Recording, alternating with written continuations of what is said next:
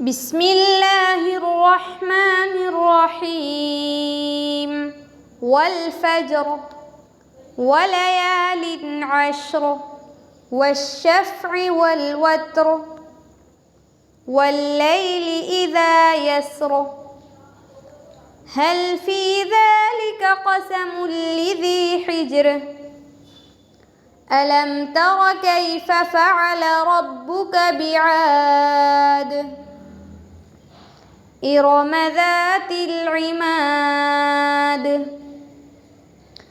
التي لم يخلق مثلها في البلاد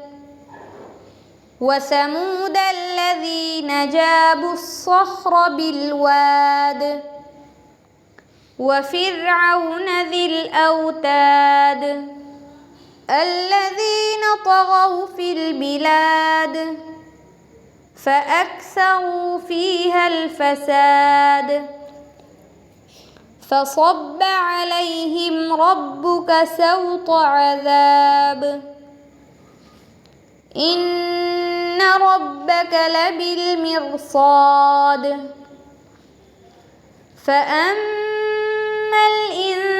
الإنسان إذا ما ابتلاه ربه فأكرمه ونعمه فيقول ربي أكرمن وأما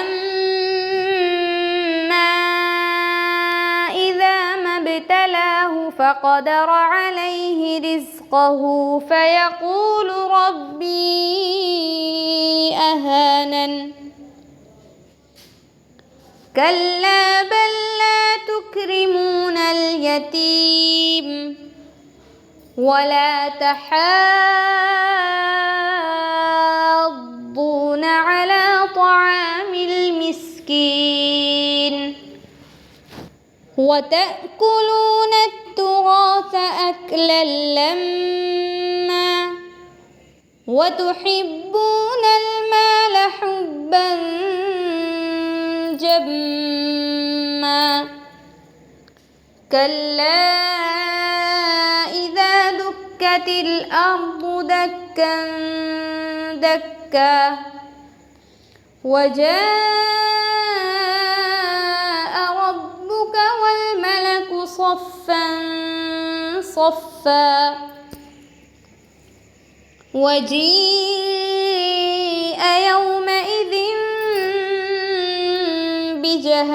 بجهنم يومئذ يتذكر الإنسان وأنى له الذكرى يقول يا ليتني قدمت لحياتي فيومئذ لا يعذب عذابه أحد ولا يوثق وثاقه أحد يا أيتها النفس المطمئنة ارجعي إلى ربك راضية